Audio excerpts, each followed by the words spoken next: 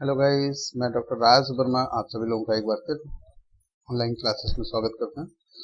चलिए जरा ध्यान दीजिएगा, आज हम यहाँ पर डिस्कस करने वाले हैं protection of human rights act 1993 यानी कि मानव अधिकार संरक्षण अधिनियम 1993 का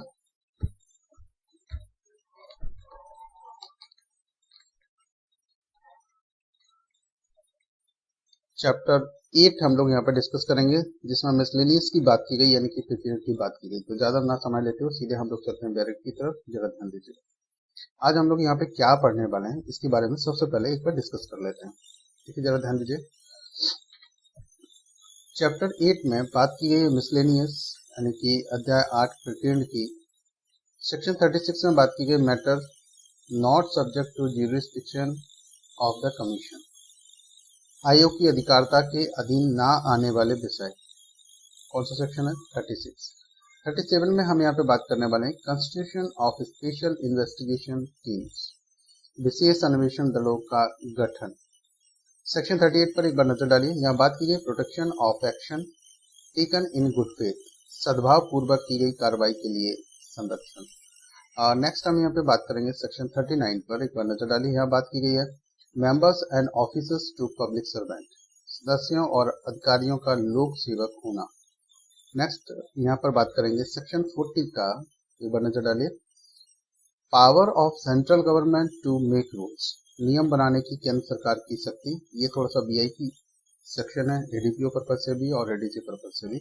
इनमें ये दोनों में क्वेश्चन ये पूछा जा सकता है जहां पर भी ये सब्जेक्ट है, तो एडीपीओ के लिए इसको थोड़ा सा ध्यान रखिएगा। नेक्स्ट यहाँ बात की गई सेक्शन 40A में power to make rules retrospect, इसे रिपीट कर रहा हूँ, power to make rules retrospectively यानी भूत लक्षी रूप से नियम बनाने की शक्ति। ये भी थोड़ा सा वीआईपी, जरा ध्यान दीजिएगा। सेक्शन 40B में बात की है power of commission to make regulations, आयोग की विनियम बनाने की शक्ति।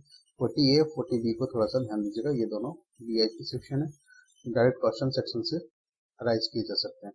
नेक्स्ट यहाँ पे हम लोग बात करेंगे सेक्शन 41 में power of state government to make rules यानी कि नियम बनाने की राज्य सरकार की शक्ति। सेक्शन 42 में हम लोग यहाँ पे बात करेंगे पावर टू रिमूव डिफिकल्टीज यानी कठिनाइयों को दूर करने की शक्ति। नेक्स्ट यहाँ पर बात करने वाले हैं रिपील एंड सेविंग यानी कि निरसन और व्यावृत्ति। तो अब यहाँ पे सीधे हम आपको लेकर चल रहे हैं डिटेल्स में, हम लोग यहाँ पे डिस्कस करते हैं।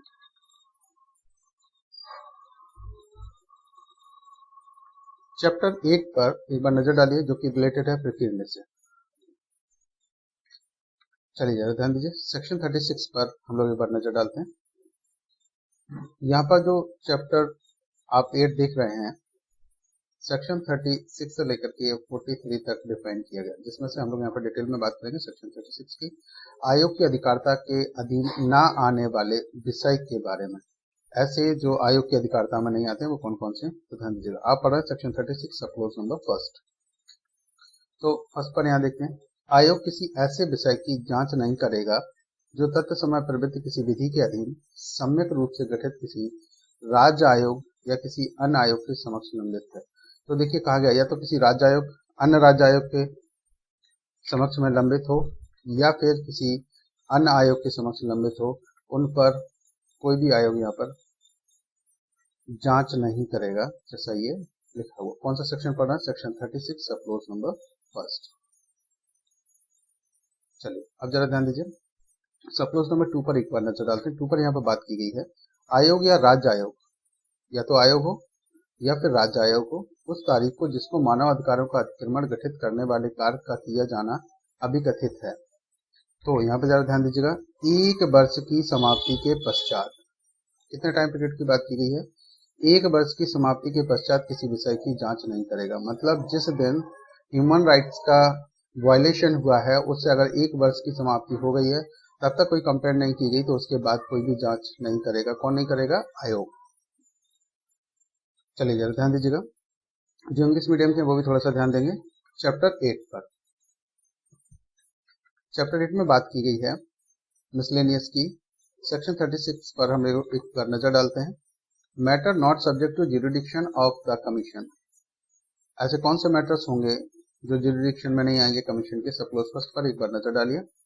यहाँ बात की गई है the commission shall not inquire into any matter, commission कुछ ऐसे मैटर्स पर इंक्वायरी नहीं करेगी which is pending before a state commission or any other commission duly constituted under any law for the time being in force।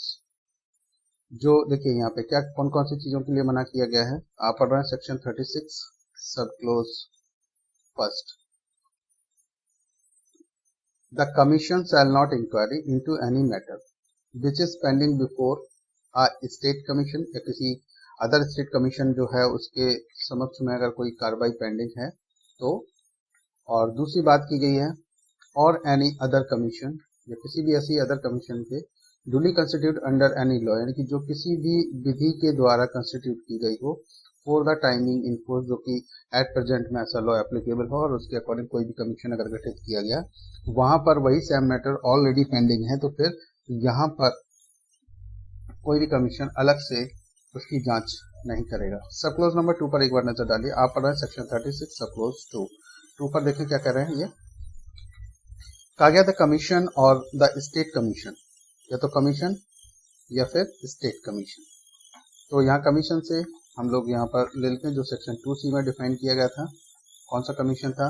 National human right commission, जो कि आप already पढ़ चुके हैं। कौन सा सेक्शन है? 2C।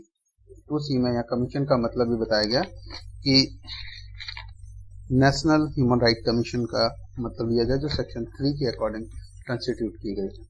अब हम यहाँ पर बात करेंगे shall not inquiry into any matters after the expiry of 1 year. 1 year की एक्सपायरी के बाद किसी भी मैटर की इंक्वायरी नहीं करेंगे। The date on which the act constitute violation of human rights, जिस दिन से वायलेशन हुआ था ह्यूमन राइट्स का उस दिन की डेट से 1 ईयर तक अगर यहाँ पर कोई भी कंप्लेंट नहीं होती है तो उसके बाद कोई भी जांच नहीं की जाएगी। Is alleged to have been committed. Next जरा ध्यान दीजिएगा सेक्शन 37। सेक्शन 37 में यहाँ पर हम लोग बात करने वाले हैं विशेष अन्वेषण दलों का गठन। जो विशेष अन्वेषण दल हैं उनका गठन कैसे किया जाएगा। कहा गया देखिए तत्समय समय प्रवृत्त किसी अन्य विधि में किसी बात के होते हुए भी जहां सरकार का यह विचार है कि ऐसा करना आवश्यक है, इसका विचार हो सरकार का, वहां वह एक या अधिक विशेष अन्वेषण दलों का गठन कर सकेगी। कितने का? या तो एक या अन्य, इनकी अधिक, एक या एक से अधिक अन्वेषण जो दल रहेंगे उनका गठन कर सकेगी। पर कौन गठन करेगा? यहाँ पर देखिए सरकार का यह विचार हो तो यहाँ पर सरकार कर सकती है। आप जरा ध्यान दीजिएगा, जिनमें उतने पुलिस अधिकारी होंगे जितने वह मानव अधिकारों के अतिक्रमणों से उद्भूत होने वाले अपराधों के अन्वेषण और अभियोजन के प्रयोजनों के लिए आवश्यक समझती है। कौन समझती है? सरकार। सरकार को अगर यहाँ लगता है कि कितने अधिकारी होने चाहिए तो वहां पर जितने आवश्यकता हो उतने यहाँ पर पुलिस अधिकारी को इन्वॉल्व उसमें कर सकते हैं, उनकी ड्यूटी लगाई जा सकती है जो मानव अधिकारों के अतिक्रमण को दूर करने के लिए आवश्यक हो। जो इंग्लिश मीडियम के वो भी ज्यादा ध्यान दीजिएगा। हम पढ़ने वाले हैं सेक्शन 37, यहाँ बात की गई है। देखिए यहाँ पे बात की गई constitution of special investigation team. तो कितनी स्पेशल इन्वेस्टिगेशन टीम यहाँ पे बनाई जा सकती है? तो ध्यान दीजिएगा जरा बात की गई है not with standing anything content in any other law for the time being in force. जो भी एट प्रेजेंट में कोई लॉ एप्लीकेबल हो उससे वेयर द गवर्नमेंट कंसिडर, जहां गवर्नमेंट को लगता है कंसिडर करती है, it is necessary so to do it may constitute one or more special investigation teams. अगर यहाँ गवर्नमेंट को ऐसा फील होता है, ऐसा लगता है कि यहाँ पर वन या मोर स्पेशल इन्वेस्टिगेशन टीम की आवश्यकता है तो बनाए जा सकते हैं। तो consisting of such police officer as it thinks necessary. और कितने पुलिस ऑफिसर यहाँ इन्वॉल्व हो सकते हैं उसमें? जितने आवश्यक हों। इसके लिए पर्पज ऑफ इन्वेस्टिगेशन, इन्वेस्टिगेशन के पर्पज के लिए जितने आवश्यक हों उतने पुलिस ऑफिसर्स की यहाँ पे ड्यूटी लगाई जा सकती है। And prosecution of offences arising out of violation of the human rights. जो ह्यूमन राइट्स का वायलेशन हुआ है उसको रिजॉल्व करने के लिए जितने लोगों की आवश्यकता हो उतने यहाँ पे लगा सकते हैं। चलिए जरा ध्यान दीजिए सेक्शन 38 पर एक बार नजर डालते हैं हम लोग। यहाँ बात की गई है सद्भाव पूर्वक की गई कार्रवाई के लिए संरक्षण। गुड फेथ में अगर कोई कार्रवाई की जाती है और फिर कोई मिस्टेक हो जाती है तो यहाँ पर उसके लिए उसे प्रोटेक्शन दिया जाएगा। ध्यान दीजिए कैसे। इस अधिनियम या इसके अधीन बनाए गए किसी नियम या किसी आदेश के अनुसरण में सद्भाव पूर्वक की गई या की जाने के लिए आश्रित किसी बात के बारे में अथवा किसी रिपोर्ट, कागज पत्र या कार्रवाई के केंद्र सरकार या फिर राज्य सरकार, आयोग या राज्य आयोग के प्राधिकार द्वारा या उसके अधीन किसी प्रकाशन के बारे में कोई भी वाद या अन्य विधिक कार्रवाई केंद्रीय सरकार, राज्य सरकार, आयोग, राज्य आयोग या उसके किसी सदस्य अथवा केंद्रीय सरकार, राज्य सरकार, आयोग या राज्य आयोग के निर्देशाधीन कार्य करने वाले किसी व्यक्ति के विरुद्ध नहीं होगी। देखिए, अगर कोई भी कार्य किया जाता है, चाहे वो प्रकाशन ही क्यों ना हो, कोई रिपोर्ट हो या इन्वेस्टिगेशन हो, इसमें कुछ भी की बात की गई है यहाँ पे, और कोई व्यक्ति का सद्भाव पूर्वक करता है तो उसके अगेंस्ट में कोई भी कार्रवाई नहीं की जाएगी। इस व्यक्ति के विरुद्ध में जो ह्यूमन राइट्स को अनुपालन कराने के लिए आवश्यक के लिए अपॉइंट किए गए हैं, राज्य सरकार के कर्मचारी हों, चाहे वो केंद्र सरकार के कर्मचारी हों, चाहे राज्य आयोग के कर्मचारी हों, चाहे वो आयोग के कर्मचारी हों, किसी के भी हों, और इनमें से देखिए कोई भी कहा गया किसी रिपोर्ट, कागज पत्र या कार्रवाई के केंद्रीय सरकार या राज्य सरकार, आयोग या राज्य आयोग के प्राधिकार द्वारा उसके अधीन किसी प्रकाशन के बारे में कोई भी वाद या अन्य कार्रवाई जो केंद्रीय सरकार, राज्य सरकार, आयोग, राज्य आयोग या उसके किसी भी सदस्य द्वारा ऐसी कहीं पर भी कार्रवाई की जाती है और वो ह्यूमन राइट्स के अनुपालन में करने के पॉइंट ऑफ व्यू से की जाती है, सद्भाव पूर्वक की जाती है, गुड फेथ में की जाती है, तो उस व्यक्ति के अधीन उस व्यक्ति के विरुद्ध कोई भी कार्रवाई नहीं होगी जो ह्यूमन राइट्स के अनुपालन के लिए सद्भाव पूर्वक कार्य कर रहा था, भले ही वो गलत क्यों ना हो। चलिए, जो इंग्लिश मीडियम के वो भी थोड़ा सा ध्यान दीजिएगा। Section 38, protection of action taken in good faith. No suit or other legal proceedings shall lie against the central government, state government, commission, the state commission or any member thereof, or any person acting under the direction either of the central government or state government, commission or the state commission in respect of anything which is in good faith। अगर यहाँ पर देखिए good faith में कुछ भी done करता है, और कौन डन करता है? जो अपने आप को समझ रहा है कि उसके अगेंस्ट में no suit or other legal proceeding shall be like against the किसके में the central government, state government, commission or the state commission or any member thereof or any person acting under the direction either of the central government, state government, commission or the state commission in respect of anything in the good faith. चाहे वो central government का कर्मचारी हो, चाहे वो state government का कर्मचारी हो, चाहे वो सेंट्रल जो स्टेट कमीशन है उसका मेंबर हो, या फिर जो नेशनल ह्यूमन राइट कमीशन है उसका कोई मेंबर हो, तो उसके डायरेक्शन में अगर कोई कार्य करता, गुड फेथ में करता है, तो कोई भी लीगल कार्रवाई उसके अगेंस्ट में नहीं की जाएगी, जैसा कि आप यहाँ पर देख पा रहे हैं। Just no suit or other legal proceeding shell lies against.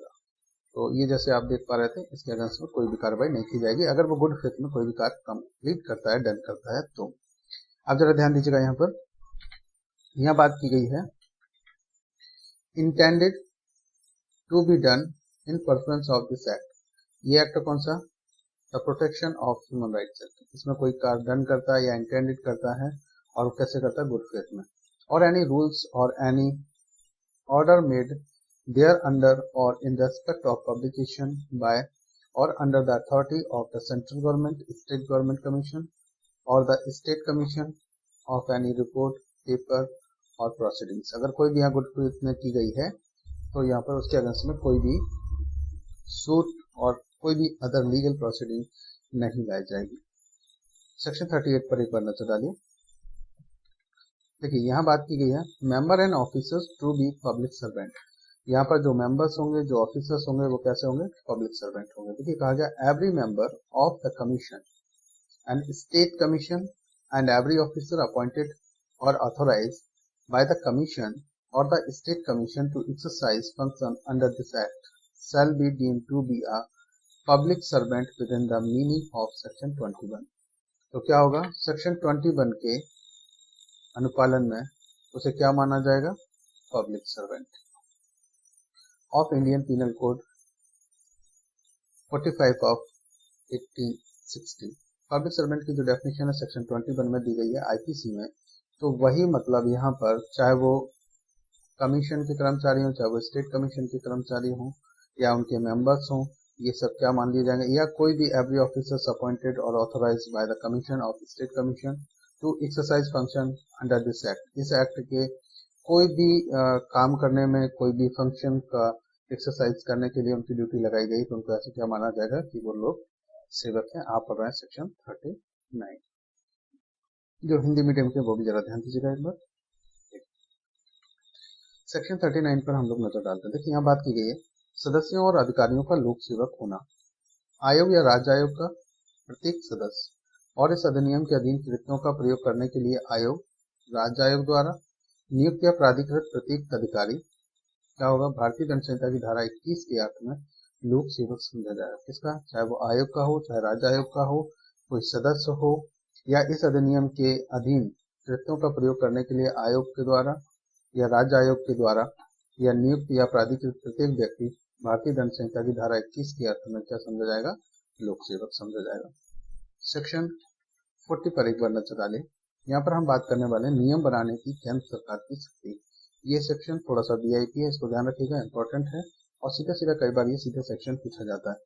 Section 40 का सब क्लॉज नंबर 1 पर एक बार नजर डालिए। यहाँ पर कहा गया केंद्रीय सरकार इस अधिनियम के उपबंधों को कार्यान्वित करने के लिए नियम अधिसूचना द्वारा बना सकेगी। तो जो भी केंद्र सरकार यहाँ पे नियम बनाएगी इस एक्ट के जो कार्यान्वित करने के लिए, यानी कि इस एक्ट को लागू कराने के लिए जिन नियमों को बनाने की आवश्यकता, तो उसके लिए वो नोटिफिकेशन निकालेंगे और उसके द्वारा बना सकते हैं। कौन बना सकता है, ये केंद्र सरकार। और कैसे बना सकते हैं, सेक्शन 40 का सब क्लॉज 1 के अकॉर्डिंग। चलिए जरा ध्यान दीजिए। सब क्लॉज 2 में यहाँ पर आप पढ़ रहे हैं सेक्शन 40 सब क्लॉज 2। यहाँ क्या बात की गई है, विशिष्टता और पूर्वगामी शक्ति की व्यापकता पर प्रतिकूल प्रभाव डाले बिना, जो पूर्वगामी शक्ति थी उन पर कोई भी निगेटिव इफेक्ट डाले बिना ऐसे नियमों में निम्नलिखित सभी या किन्हीं विषयों के लिए उपबंध किया जा सकेगा। अर्थात वो नियम कौन से हैं, जैसे आप यहाँ का, खा, गा, घा यहाँ तक जो पढ़ रहे हैं, इनमें से कोई भी नियम यहाँ पर बनाए जा सकते हैं। कौन सा सब क्लॉज पढ़ना है, सेक्शन 40 सब क्लॉज 2 और 2 का आप ए या फिर का यहाँ पे कह सकते हैं। कहा गया धारा 8 के अधीन अध्यक्ष और सदस्यों के वेतन और भत्ते तथा सेवा के अन्य निबंधन और शर्तें इससे संबंधित बनाया जा सकता है। कौन बनाएगा, केंद्र सरकार। खा में यहाँ पर बात की गई, जरा ध्यान दीजिएगा, वे शर्तें जिनके अधीन अन्य प्रशासनिक, तकनीकी और वैज्ञानिक कर्मचारी वृंद आयोग द्वारा नियुक्त किए जा सकेंगे। तो यहाँ पर जो अदर स्टाफ रखा जाएगा, देखो पहले तो बात की गई कि आयोग होगा, आयोग के सदस्य होंगे। अब यहाँ पे अदर कर्मचारियों की बात की गई जिनको प्रशासनिक के लिए, तकनीक के लिए, टेक्निकल होंगे, कुछ वैज्ञानिक भी हो सकते हैं, आयोग द्वारा नियुक्त किए जा सकेंगे, इनको नियुक्त किया जा सकता है, इनकी अपॉइंटमेंट दिया जा सकता है। दूसरी यहाँ पर बात की गई है धारा 11 की उपधारा 3 के अधीन अधिकारियों और अन्य कर्मचारी वृंद के वेतन और भत्ते। तो यहाँ पर इनको कितना वेतन दिया जाएगा, कितना यहाँ पे भत्ते दिए जा सकते हैं, ये यहाँ पर सेक्शन 11 और सब क्लॉज 3 के अकॉर्डिंग। चलो अब जरा ध्यान देते हैं यहाँ पर गा में आप पढ़ रहे हैं, वहां पे कौन सा सेक्शन पढ़ रहे हैं, सेक्शन 40 सब क्लॉज 2 और 2 का सी या फिर इसे गा भी बोल सकते हैं। सिविल न्यायालय की कोई अन्य शक्ति जो धारा 13 की उपधारा 1 के खंड 4 के अधीन विहित की जानी अपेक्षित है।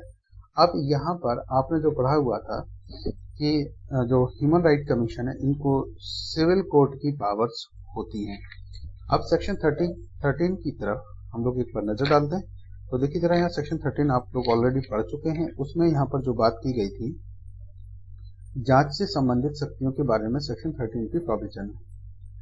तो यहाँ जो फर्स्ट था उसमें यहाँ पर बात की गई थी the commission shall while inquiry into complaints under this act have all the powers of civil courts trying a suit under the code of civil procedure 1908। अगर कोई भी यहाँ पर कैसी प्रोसेस अपनाएंगे, प्रोसेस अपनाने के लिए यहाँ बात की गई कि सीपीसी की जो प्रोसेस है उसे अपनाएंगे। फिर कहा गया कि कोई अन्य विषय जो भेद किया जाए, चाकी यहाँ पे जो देख रहे हैं ये, तो यहाँ पे इनको कौन सी पावर होंगी, सिविल कोर्ट्स की पावर होंगी जो कि सीपीसी के अकॉर्डिंग ये गवर्न कर सकते हैं, उनको ट्रायल कर सकते हैं। अब यहाँ पे दूसरी बात हम करते हैं कि कोई अन्य विषय, एनी अदर मैटर विच में भी प्रेस्क्राइब, जो भी अन्य विषय किया जाए उसके अंदर में ये मान लिया जाएगा कि ये भी इनकी भी ट्रायल ये सिविल न्यायालय की तरह कर सकते हैं। कौन कर सकता है यहाँ पर? जो मानवाधिकार संरक्षण के अकॉर्डिंग जो केंद्र सरकार है वो इसके लिए नियम बना सकती है।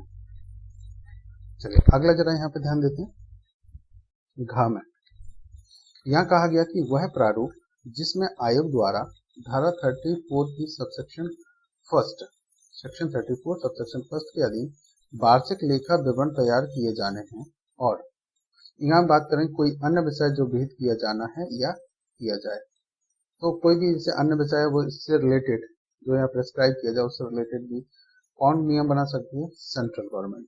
और यहाँ पे क्या कहा गया? देखिए घ में वह प्रारूप जिसमें आयोग द्वारा सेक्शन 34 की सब क्लोज फर्स्ट के अधीन वार्षिक लेखा विवरण तैयार किए जाने से संबंधित भी नियम बनाया जा सकता है, जिसका ऑडिट होगा। आप लोग सेक्शन 34 में ऑलरेडी पढ़ चुके हैं लास्ट वीडियो में। आप चाहें तो सेक्शन 34 की डिटेल दी गई, उसको आई बटन पे क्लिक करके आप देख सकते हैं। चलिए नेक्स्ट जरा ध्यान दीजिएगा।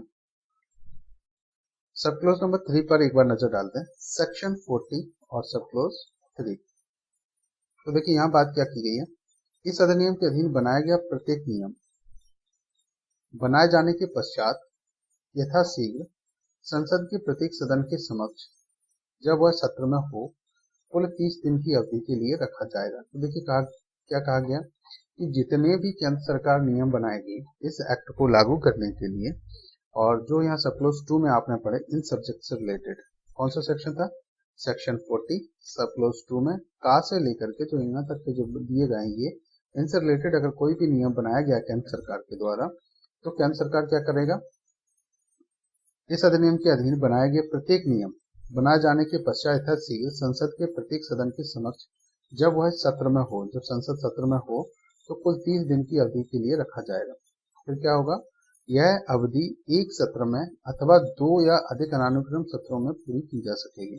तो अगर एक बार संसद सत्र में है तब मान लीजिए संसद का विघटन हो जाता है, तो उस कंडीशन में फिर अगली बार जब भी संसद आएगी सत्र में आएगी तो फिर वहीं से फिर टाइम पीरियड वहां पे काउंट हो जाएगा। कुल मिलाकर के 30 दिन की बात की गई, थोड़ा सा इसको ध्यान रखिएगा।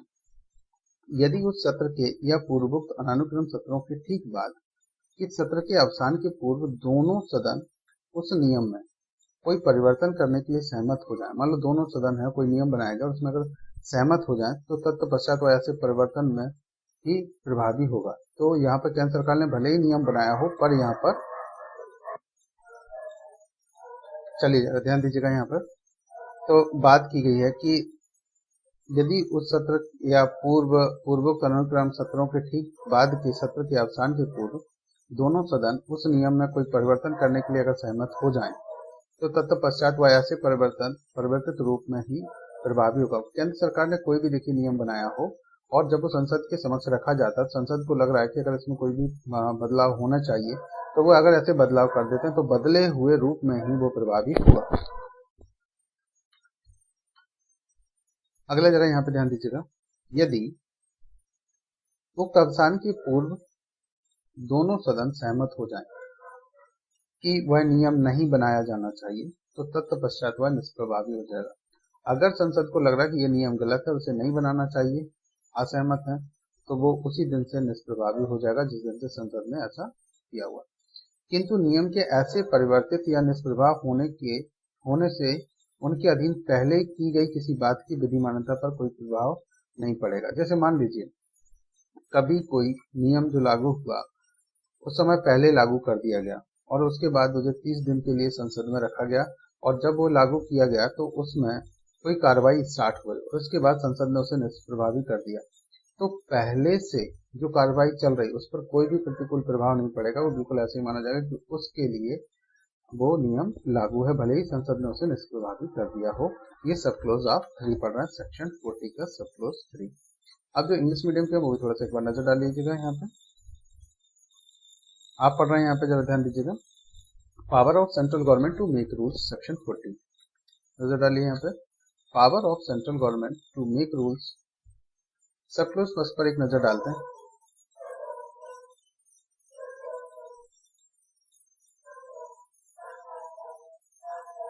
The central government may by notification make rules to carry out the provisions of this act. क्या कहा गया, the central government may by notification make rules to carry out the provisions of this act. इस act को carry out करने के point of view से क्या कर सकते हैं, नोटिफिकेशन के द्वारा रूल्स नोटिफिकेशन निकाल करके सेंट्रल गवर्नमेंट यहाँ पर रूल्स बना सकती है। कौन सा सेक्शन पढ़ना, सेक्शन 40 सब क्लोज फर्स्ट। अब यहाँ पर बात करते हैं सेक्शन 40 सब क्लोज 2 की। तो देखिए यहाँ पर 2 में कहा गया, in particular and without prejudice to the generality of the foregoing powers, such rules may provide for all or any of the following matters namely। तो देखिए जरा यहाँ पे ध्यान दीजिएगा, कहा गया in particular and without prejudice. आप सेक्शन 40 पढ़ रहे हैं। कहा गया कि विशिष्टता और पूर्वगामी शक्ति की व्यापकता पर प्रतिकूल प्रभाव डाले बिना, जो भी आपने ऊपर पढ़ा हुआ जितने भी सेक्शन बनाए हुए उन पर अगर कोई भी नेगेटिव इफेक्ट ना डालते हुए क्या बता सकते हैं, सच रूल्स में provide for all or any of the following matters namely. किन मैटर्स पर ये बना सकते हैं रूल्स, ये जो नीचे मैटर्स दिए गए हैं ये ए से स्टार्ट हुए A B C D E तक दिए गए हैं, इनसे रिलेटेड सेंट्रल गवर्नमेंट रूल बना सकती है। तो देखिए जरा ध्यान दीजिएगा कौन कौन से मैटर हैं। सेक्शन 2 सब क्लोज नंबर फर्स्ट ए पर देखिए, फिर से मैं रिपीट कर रहा हूँ, सेक्शन 40 सब क्लोज 2 और 2 का आप पढ़ रहे हैं ए। तो यहाँ पे देखिए, the salaries and allowances and other terms and conditions of service of the chairperson and members under section 8। तो जो अंडर सेक्शन 8 में जो दिए गए हैं उनसे रिलेटेड क्या बना सकते हैं, चेयरपर्सन और मेंबर से रिलेटेड सैलरीज और अलाउंसेस से रिलेटेड यहाँ पे रूल्स बना सकते हैं। कौन बना सकती है, केंद्रीय सरकार। चलिए आप जरा ध्यान दीजिएगा, बी नंबर पर हम लोग यहाँ पे देखिए, आप पढ़ रहे हैं सेक्शन 40 सब क्लोज 2 और 2 का बी आप यहाँ पर स्टडी कर रहे हैं। तो देखिए जरा ध्यान दीजिए, the condition subject to which other administrative and technical and scientific staff। कौन कौन, the condition subject to which other administrative, technical and scientific staff। तो फर्स्ट यहाँ administrative, second technical and third बात की गई साइंटिफिक स्टाफ को appoint कर सकते हैं, इससे रिलेटेड ये रूल्स बना सकते हैं। May be appointed by the commission and the salaries and allowances of officers and other staff under subsection 3 of section 11। जो सेक्शन 11 का सब क्लोज 3 है उसके अकॉर्डिंग यहाँ पर जो अलाउंसेस और स्टाफ को उसकी बात की गई कि इनको कौन कौन सी सैलरी दी जाएंगी, इनकी आयोग के अधिकारी और अन्य जो कर्मचारी वृंद से रिलेटेड जो प्रोविजंस किए गए हैं सेक्शन 11 सब क्लोज नंबर 3 में, उसके अकॉर्डिंग वो इनके लिए क्या बना सकते हैं, रूल्स बना सकता है। कौन बना सकता है, सेंट्रल गवर्नमेंट। किन किन चीजों पे, तो फर्स्ट तो देखिए अपॉइंटमेंट की बात की गई, जो कमीशन अपॉइंटमेंट करेंगे अदर कर्मचारियों को, उसमें कौन कौन से होंगे, एडमिनिस्ट्रेटिव वाले भी हो सकते हैं, टेक्निकल वाले हो सकते हैं, साइंटिफिक वाले हो सकते हैं, जो कि सेक्शन 11 सब क्लोज 3 के अकॉर्डिंग यहाँ पर सैलरीज और उनके अलाउंसेस से रिलेटेड बात कर सकते हैं, ये बना सकते हैं। इसके लिए रूल्स कौन बना सकता है, सेंट्रल गवर्नमेंट। सी में जरा ध्यान दीजिए, any other power of a civil code required to be prescribe under clause F or subsection first of the section 13। Section आपने 13 पढ़ा होगा, 13 का सब क्लोज फर्स्ट और फर्स्ट का एफ। तो यहाँ पर जो प्रोविजंस किए गए कि अदर कोई भी रूल्स अगर प्रेस्क्राइब किए जाते हैं सिविल कोड की जुरिडिक्शन से रिलेटेड, तो जो ह्यूमन राइट्स कमीशन होगी उनको किसकी पावर होगी, सिविल कोड्स की पावर होगी, और उसमें जो भी सब्जेक्ट रखे जाएं जो प्रेस्क्राइब किए जाए सेक्शन 13 सब क्लोज फर्स्ट और एफ के अकॉर्डिंग, उन पर भी ये रूल्स बना सकते हैं। कौन बना सकता है, सेंट्रल गवर्नमेंट। सेक्शन 40 सब क्लोज 2 का डी पर जरा एक बार ध्यान दीजिए, यहाँ पर आप पढ़ रहे हैं, देखिए कहा गया the form in which the annual statement of accounts. तो एनुअल स्टेटमेंट ऑफ अकाउंट्स यानी कि जो लेखा जोखा है उसका अकाउंट्स बनाने के लिए is to be prepared by the commission under subsection first of the section 34। तो सेक्शन 34 का सब क्लोज आपने फर्स्ट पढ़ा था, यहाँ पे कमीशन के द्वारा लेखा जोखा की बात की गई है, जो ऑडिट की बात की गई थी उससे रिलेटेड आपने यहाँ पर पढ़े हुए थे प्रोविजंस, यानी कि लेखा और उनकी संपरीक्षा से रिलेटेड, अकाउंट्स एंड ऑडिट से रिलेटेड जो सेक्शन है सेक्शन 34 सब क्लोज नंबर फर्स्ट, इसमें एक फॉर्म की बात की गई कि कौन से फॉर्म में बनाए जाएंगे, तो उससे रिलेटेड यहाँ सेंट्रल गवर्नमेंट नियम बना सकती है। नेक्स्ट जरा ध्यान दीजिए, और कौन सा matter, any other matter which has to be or may be prescribe, या जो भी कोई और अदर प्रिस्क्राइब किए जाए मैटर्स, उन पर भी सेंट्रल गवर्नमेंट नियम बना सकेगी। अब नियम बनने के बाद होगा क्या, जरा ध्यान दीजिएगा। यहाँ पर आप पढ़ रहे हैं सेक्शन 40 सब क्लोज 3। देखिए यहाँ कहा गया कि every rules made under this act shall be laid as soon as may be after it is made. जैसे इसको बनाया गया है, कहाँ लाया जाएगा, before each houses of the parliament, जो पार्लियामेंट है उसके प्रत्येक सदन के समक्ष रखा जाएगा। फिर कहा गया while it is in session, जब वो सेशन में हो, for a total period of 30 days. यहाँ कितने टाइम पीरियड के लिए रखा जाएगा, 30 दिन के लिए।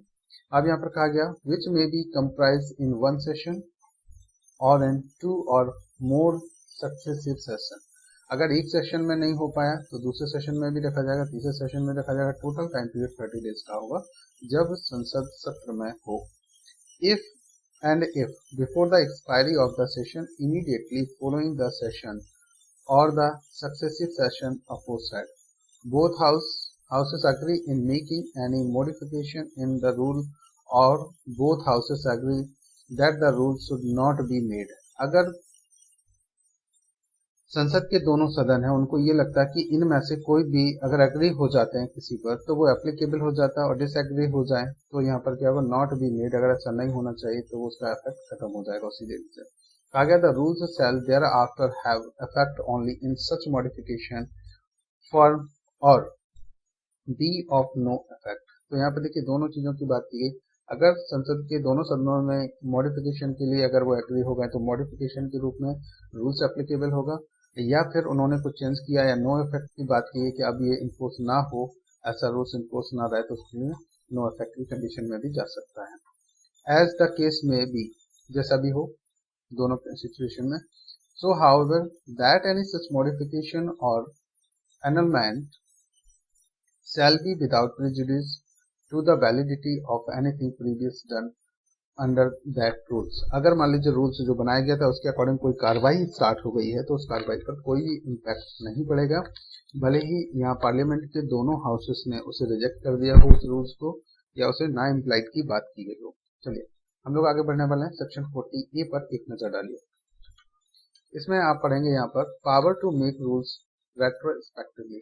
क्या भूतलक्षी प्रभाव के भी कोई रूल्स बनाए जा सकते हैं जो बैकडेट से एप्लीकेबल हो सकते हैं? तो आप पढ़ रहे हैं सेक्शन 40A।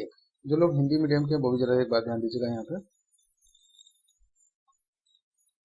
कहा गया कि सेक्शन 40A में भूतलक्षी रूप से नियम बनाने की शक्ति किसको होगी, तो देखिए जरा ध्यान दीजिएगा। यहाँ पर सेक्शन धारा 40 की उपधारा 2 के खंड खा जो आपने जस्ट पढ़ा उसमें कुछ बताएगा किन किन मैटर्स पर केंद्र सरकार नियम बना सकती है कि अधीन नियम बनाने की शक्ति के अंतर्गत ऐसे नियमों या उनमें से किसी नियम को भूतलक्षी रूप से किसी ऐसी तारीख से बनाने की शक्ति होगी जो उस तारीख से पूर्वतर ना हो, जिसको इस अधिनियम को राष्ट्रपति की अनुमति प्राप्त होती है, किंतु किसी ऐसे नियम को ऐसा कोई भूतलक्षी प्रभाव नहीं दिया जाएगा जिससे कि किसी ऐसे व्यक्ति के जिसको ऐसा लागू हो सकता हो हितों पर प्रतिकूल प्रभाव पड़े। किसी पर्टिकुलर व्यक्ति के हितों के लिए नहीं बनाया जा सकता, हाँ, लेकिन ये जन सामान्य के लिए बिल्कुल बनाया जा सकता है। कैसे बनाया जा सकेगा एक बार जरा ध्यान दीजिएगा। यहाँ पे देखिए सेक्शन 40 आप पढ़ रहे हैं 40A में भूतलक्षी रूप से नियम बनाने की शक्ति। पहले तो सीधा सीधा से ये सेक्शन आप कैसे याद कर लीजिए कि सेक्शन 40A में भूतलक्षी रेट्रोस्पेक्टिवली इफेक्ट की बात की गई, इससे रिलेटेड रूल्स बनाने की बात की गई। कहा गया धारा 40 की उपधारा 2 के खंड खा के अकॉर्डिंग कोई अगर नियम बनाने की बात हो तो यहाँ पर देखो खा में ये आप पढ़ रहे थे, ये है सेक्शन 40 सब क्लोज 2 और 2 का खा। देखो क्या कहा गया, बेशर्त है जिनके अधीन अन्य प्रशासनिक, तकनीकी और वैज्ञानिक कर्मचारी वृंद द्वारा कर्मचारी आयोग द्वारा नियुक्त किए जा सकेंगे, और धारा 11 की उपधारा 3 के अधीन अधिकारियों और अन्य कर्मचारियों के वेतन भत्ते से रिलेटेड है। इस संबंध में ये रेट्रोस्पेक्टिव इफेक्ट के लिए नियम बना सकते हैं, जैसे कि यहाँ पर ये आप पढ़ रहे हैं। तो देखिए वही कहा गया खंड धारा 40 सब क्लोज 2 का काम के अधीन नियम बनाने की शक्ति के अंतर्गत ऐसे नियमों उनमें से किसी नियम को भूतलक्षी रूप से किसी ऐसी तारीख से बनाने की शक्ति होगी जो उस तारीख से पूर्वतर ना हो, जिसको इस अधिनियम को राष्ट्रपति की अनुमति प्राप्त होती है, किंतु किसी ऐसे नियम को ऐसा कोई भूतलक्षी प्रभाव नहीं दिया जाएगा जिससे कि किसी ऐसे व्यक्ति के जिसको ऐसा नियम लागू हो सकता है हितों पर प्रतिकूल प्रभाव पड़े। जो लोग इंग्लिश मीडियम के वो भी जरा यहाँ पर ध्यान दीजिएगा। देखिए क्या कहा गया, section 40 power to make rules retrospectively, इनकी भूतलक्षी प्रभाव के साथ कोई नियम से बनाए जा सकते हैं। The power to make rules under clause B of subsection 2 and section 40 shall include the power to make such rules or any of them retrospectively from a date not earlier than the date on which this act received the assent of president। जिस दिन से president की permission मिली है उस दिन तक ही ये retrospective इफेक्टली लागू हो सकता है, उसके बाद नहीं। But no such retrospective effect shall be given to any such rules so as to prejudicially affect the interest of any person to whom such rules may be applicable। अगर किसी व्यक्ति के इंटरेस्ट के हितों पर पड़ता है तो उसके लिए ऐसा रूल्स नहीं बनाया जा सकता। सेक्शन 40B पर एक बार नजर डालिए। यहाँ बात की गई power of commission to make regulation. क्या कमीशन यहाँ पर कोई रेगुलेशन बना सकती है? जो हिंदी मीडियम के वो भी जरा ध्यान दीजिएगा। देखिए यहाँ कहा गया सेक्शन 40B आयोग की विनियम बनाने की शक्ति। क्या आयोग को ऐसी शक्ति है कि जो विनियम बना सकती है? सब क्लोज नंबर 1 पर एक नजर डालिए। इस अधिनियम और उसके अधीन बनाए गए नियमों के उपबंधों के अधीन रहते हुए आयोग केंद्रीय सरकार के पूर्व अनुमोदन से, यानी कि अगर यहाँ पर परमिशन ले ली जाती किससे? केंद्र सरकार से, तो आयोग क्या कर सकता है? इस अधिनियम के उपबंधों को कार्यान्वित करने के लिए विनियम बना सकती है। यानी देखिए यहाँ पर क्या बना सकते हैं? रेगुलेशन। कौन बना सकता है? कमीशन। कैसे बना सकता है? केंद्र सरकार की पूर्व मंजूरी से। अब यहाँ देखिए सब क्लोज नंबर 2 पर एक बार नजर डालिए। आप कौन सा सेक्शन पढ़ रहे हैं? सेक्शन 40B सब क्लोज 2। सेक्शन 40 और B सब क्लोज 2 पर एक नजर डालते हैं हम लोग। सेक्शन 40B का सब क्लोज नंबर 2 पर एक बार नजर डालिए। विशेषता और पूर्वगामी शक्ति की व्यापकता पर प्रतिकूल प्रभाव डाले बिना, जो भी आपने पहले जो पढ़े हुए हैं जितने भी इसमें प्रोविजंस किए गए उन पर कोई प्रतिकूल प्रभाव न डाले हुए ऐसे विनियमों में निम्नलिखित सभी या किन्हीं विषयों के लिए उपबंध किया जा सकेगा। अर्थात कौन बना सकेगा? यहाँ पर आयोग को ये पावर दी गई कि वो रेगुलेशन बना सकते हैं केंद्र सरकार की पूर्व मंजूरी से, जो कि आपने सेक्शन 40B का सब क्लोज नंबर आपने फर्स्ट पढ़ा हुआ था। चलो जरा ध्यान दीजिए। यहाँ पर काम में बात की गई धारा 10 की उपधारा 2 के अधीन आयोग द्वारा अनुसृत की जाने वाली कोई प्रक्रिया। काम है राज्य आयोगों द्वारा प्रस्तुत की जाने वाली विवरणियां और आंकड़े। काम यहाँ बात की कोई अन्य विषय जो विनियमों द्वारा विनिर्दिष्ट किया जाना है या फिर किया जाए।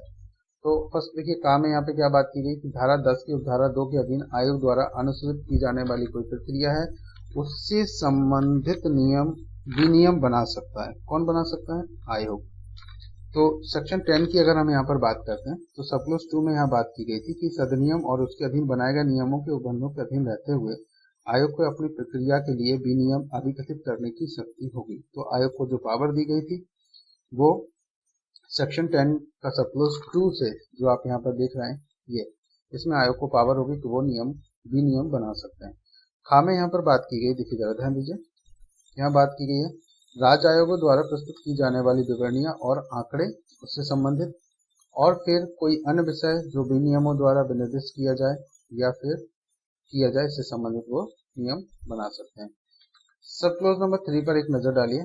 इस अधिनियम के अधीन आयोग द्वारा बनाया गया प्रत्येक विनियम बनाए जाने के पश्चात यथाशीघ्र संसद के प्रत्येक सदन के समक्ष जब वह सत्र में हो तो कुल 30 दिन की अवधि के लिए रखा जाएगा। तो देखिए चाहे तो आयोग नियम बनाए और चाहे केंद्र सरकार बनाए, केंद्र सरकार नियम बनाती है और आयोग विनियम बनाते हैं, यानी कि ये रूल्स बनाएंगे केंद्र सरकार और आयोग जो रहेगा वो रेगुलेशन बनाएगा। और जैसे ये बनाएंगे तो यथाशीघ्र जैसे संसद सत्र में हो तो कुल 30 दिन की अवधि के लिए उनके समक्ष रखा जाएगा और यह अवधि एक सत्र में अथवा 2 अनानुक्रमिक सत्रों में पूरी की जाएगी। जैसे कि हमने जस्ट अभी पढ़ा हुआ था जब केंद्र सरकार को नियम बनाने की शक्ति थी सेक्शन 40A में, और वैसे ही 40B में यहाँ पर आयोग की बात की है। तो सेम वही प्रोसेस यहाँ पर भी है। आप थोड़ा सा इसको समझिए। यदि उस सत्र के या पूर्वोक्त अनुक्रम सत्रों के ठीक बाद के सत्र के अवसान के पूर्व दोनों सदन उस विनियम में कोई परिवर्तन करने के लिए सहमत हो जाएं, तो तत्पश्चात वह ऐसे परिवर्तित रूप में ही प्रभावी होगा। कैसे? अगर जो सहमत हो गए कि इसको चेंज करना है तो चेंज करके, तो वैसे कैसे रूल्स जो रेगुलेशन है कैसे एप्लीकेबल होगा? जो संसद ने उसमें परिवर्तन कर दिए हैं उसके रूप में। और यदि उक्त अवसान के पूर्व दोनों सदन सहमत हो जाएं कि यह विनियम नहीं बनाना चाहिए, तो तत्पश्चात वह निष्प्रभावी हो जाएगा। किंतु विनियम के ऐसे परिवर्तित या निष्प्रभाव होने से उसके अधीन पहले की किसी बात की विधिमान्यता पर कोई प्रतिकूल प्रभाव नहीं पड़ेगा। तो देखिए यहाँ कहा गया कि अगर उससे पहले कोई कार्रवाई चले तो उस पर कोई भी प्रभाव नेगेटिव नहीं। देखिए ज़्यादा ध्यान दीजिए, इंग्लिश मीडियम के वो भी एक नजर डालिए। सेक्शन आप पढ़ रहे हैं 40B, power of commission to make regulation. Commission की क्या है? Make regulation. सपोज नंबर आप फर्स्ट पढ़ रहे हैं। Subject to the provisions of this act and the rules made thereunder, the commission may, with the provisions approval of the central government, इससे approval लेना चाहिए इनको सेंट्रल गवर्नमेंट से, by notification make regulation to carry out the provisions of this act। आप पढ़ रहे हैं section 40B और इसका सब्क्लोज फर्स्ट। इसमें कहा गया कि अगर सेंट्रल गवर्नमेंट की अप्रूवल ले लिया जाता है, प्रीवियस अप्रूवल, तो फिर यहाँ पर by notification make regulation to carry out the provisions of this act, तो कमीशन को ये पावर होगी कि वो यहाँ पर रेगुलेशन बना सकता है। अब जरा ध्यान दीजिए, सबक्लोज नंबर 2 पर आप पढ़ रहे हैं section 40 सबक्लोज 2 section 40B, section 40B और subclause 2। In particular and without prejudice to the generally of the foregoing power, such regulation may provide for all or any of the following matters, namely, तो यहाँ पर matters दिए गए A, B, C, इन पर regulation बनाए जा सकते हैं किसके द्वारा? कमीशन के द्वारा। ध्यान दीजिएगा, the procedure to be followed by the commission under subsection 2 ऑफ सेक्शन 10। सेक्शन 10 और सबक्लोज 2 में आपने पढ़ा था commission has got the power for making regulation, तो ये किसके अकॉर्डिंग बना सकते हैं? यहाँ पर सेक्शन 40B सबक्लोज 2 का ए, सेक्शन 40B सबक्लोज 2 और 2 का ए के अकॉर्डिंग इनको पावर है कि ये बना सकते हैं, जो कि रिलेटेड है सेक्शन 10 सबक्लोज 2 के अकॉर्डिंग। बी में जरा ध्यान दीजिएगा, the returns and statistics to be furnished by the state commission, जो रिटर्न्स होंगे, जो स्टैटिस्टिक्स होंगे, उनको कैसे फर्निश किया जाएगा उससे संबंधित रेगुलेशन बनाए जा सकते हैं।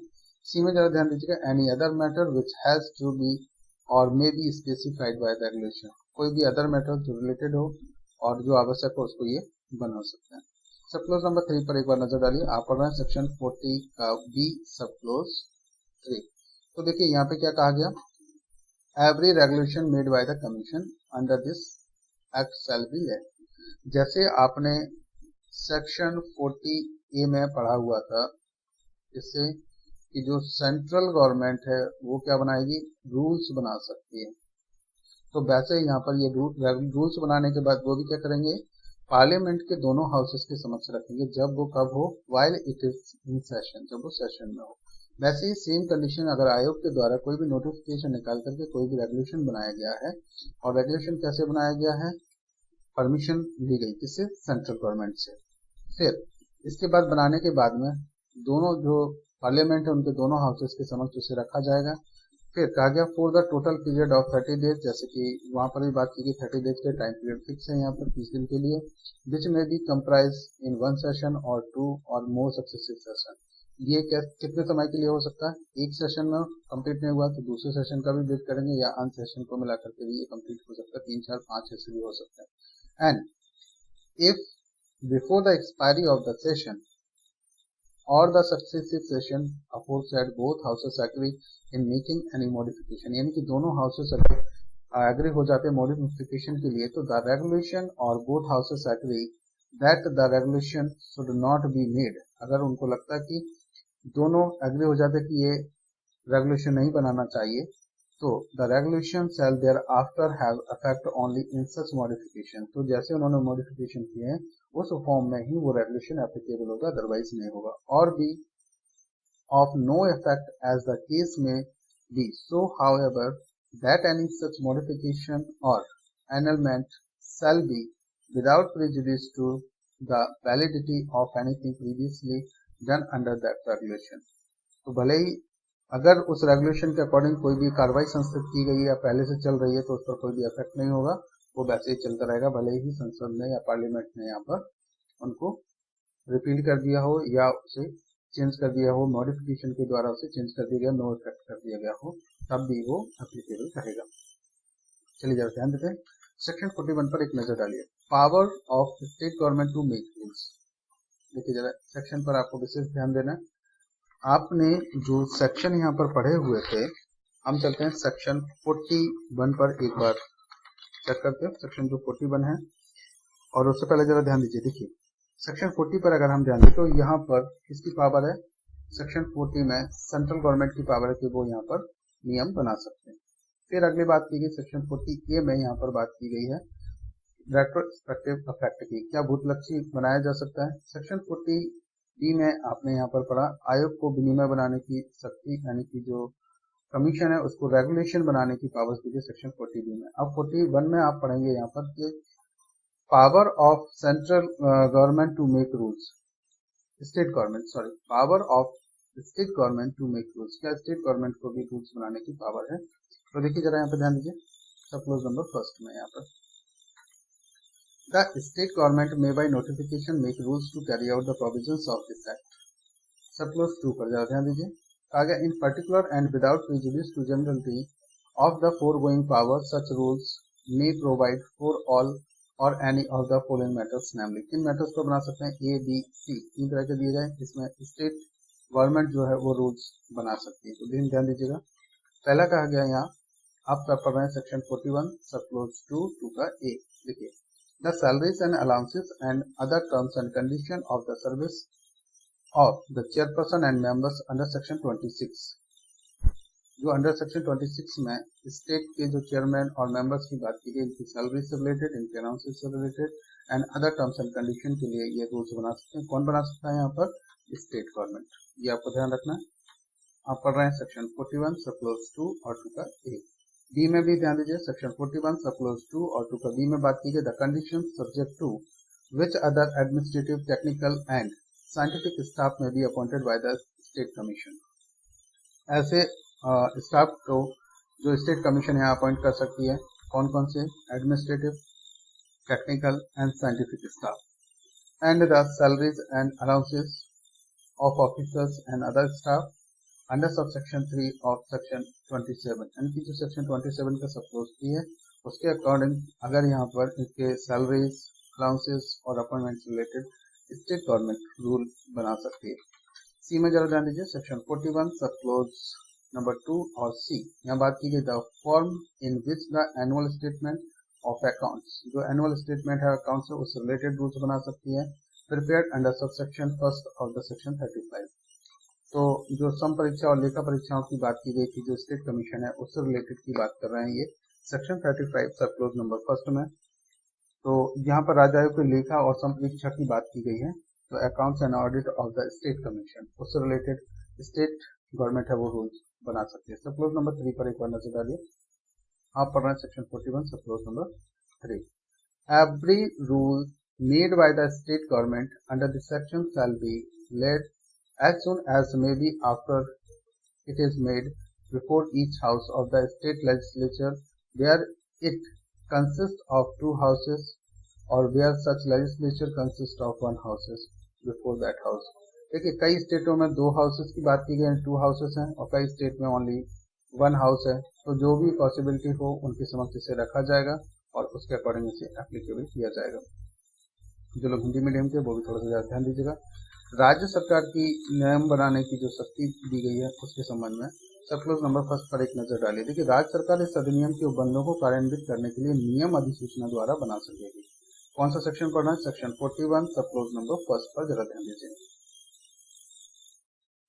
सेक्शन 41 को मैं फिर से रिपीट कर रहा हूँ, जरा ध्यान दीजिएगा। देखिए 41 में सब क्लोज हम लोग 2 यहाँ पर पढ़ने वाले, विशिष्टता और पूर्वगामी शक्ति की व्यापकता पर प्रतिकूल प्रभाव डाले बिना ऐसे नियमों में निम्नलिखित सभी या किन्हीं विषयों के लिए उपबंध किया जा सकेगा, अर्थात यानी कि राज्य की जो नियम बनाने की जो शक्ति है उसके अकॉर्डिंग कौन कौन से हैं, तो यहाँ का, खा और गा दिए गए, इनसे रिलेटेड ये नियम बना सकते हैं। जैसे कि धारा 26 के अधीन अध्यक्ष और सदस्यों के वेतन और भत्ते तथा सेवा के अन्य निबंधनों पर शर्तों की बात की गई है।